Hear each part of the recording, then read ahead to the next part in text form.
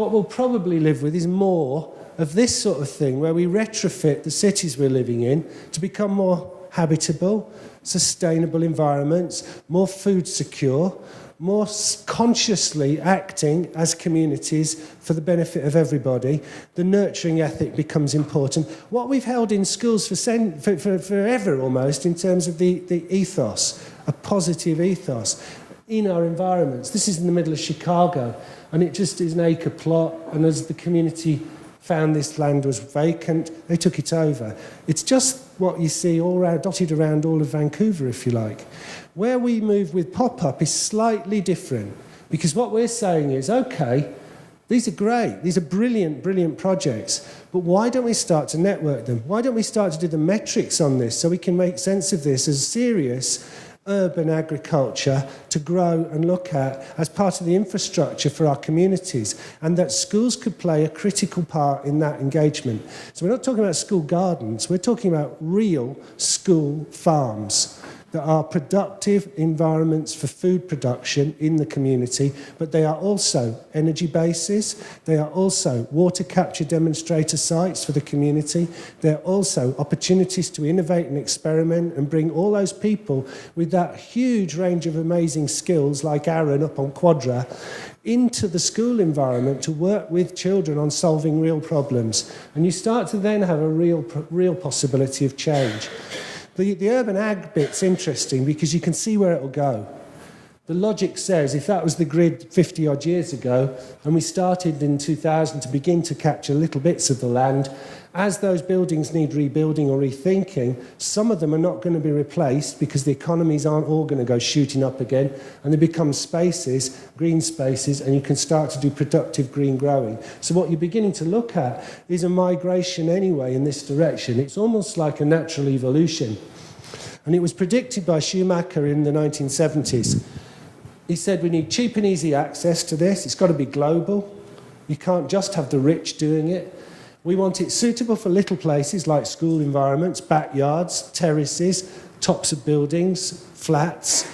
But we want to be able to take it across entire systems. So it has a detail and a dynamic to it. And it needs to continuously enable people to be creative, which is the one thing that we hold as we move from industrialisation into the next stage.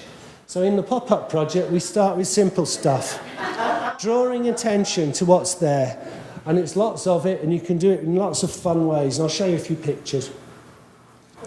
That was one of the Burnley projects. This was kids looking at the wall, and they did it with their hands, and they worked with an artist to think about how they could change what looks like a pretty redundant bit of concrete, and it just wakes it up and makes it interesting. I'll jump past that. Good. So I'll come back to these guys. I just wanted to ask you some questions about your Farmers Club. Okay, so I'd like to ask one of you, what's the best thing about the Farmers Club? The best thing in the Farmers Club, we learn how to plant crops. We learn how to plant crops in good methods, like practicing agroforestry. Wow. And we plant many crops like banana plants, maize, and greens, vegetables for our staff to enjoy. And do you eat them as well in the school? Yes. Yes? Ah, good. And yes? In the Young Farmers Club, we learn so many things so that we can share with our family. Ah, okay, So our family, in this context, are those kids who are feeding themselves in their school. They grow their own food. They're looking for ways in which they can start to extend that as an economic project. Our family in Burnley, at the same time, are saying, they saw this film, they said, how can we help these kids? How we can do something interesting with them? What are they growing? And they sent the message back to them in Uganda and said, what would be a good cash crop? Coffee. Coffee is the thing, and it's good coffee, Ugandan coffee. So we set a project up in Burnley based on Sir Alan Sugar, You're Fired, yeah? Raw capitalism, okay? And the kids got onto this and said, ooh, this is a bit weird, we'll have a go at it.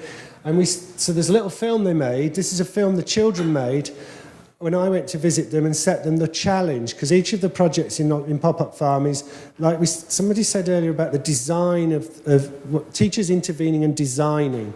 Yeah, this is an example of designing a learning environment where the children then go off and do stuff. So what these kids are going to do is they're going to set up a coffee company, and it's going to be selling coffee as of August, September this year at the local football club. And they have to do an advert, they've got to do a pitch for their involvement in the lead team, and the rest of their class, these are 11-year-olds, the rest of their class are involved in the management of the business. And it's going to be registered at Companies House, the governors of the school are the directors, and it's a proper viable company, okay? So if I can get this to work, it should just click on there and it should start. And it does, yes it does.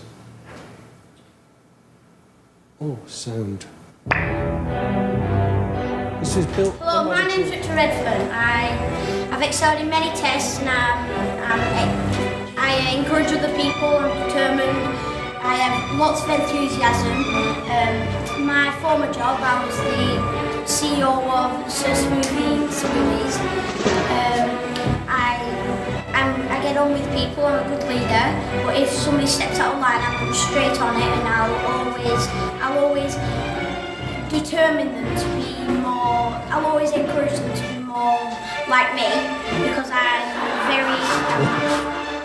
good and I have many skills and many qualities, so that's why I think they choose me. I'm Aaron Winterskill and I work at Argos in customer services. I am here because I win. I can bring lots of money for him. I can do anything, you name it, and I'll do it. Lots of people call me the Dark Assassin, but no one will. I never let anyone let me down. If I get stabbed in the back, I'll tell them where to shove it. So that's it. Hi, I'm Joshua Curley. I'm 11 years old. I'm in it to win it. I've got skills in this field. I've done many things that have given me a lot of experience. I know that I'm going to win this show. It's a fact. I've done things in the past that got me prepared for this show. And one of my key features is that I can make a lot of money for Professor Paul, and it's all good. I'm determined, I'm eager, and I'm ready. I'm gonna win it. It's not arguable. Hello, I'm Max, and I'm very talented. It goes on like this. You can see it on the web. I used to work up the point being that it was. Oh, I can't give him to shut up now.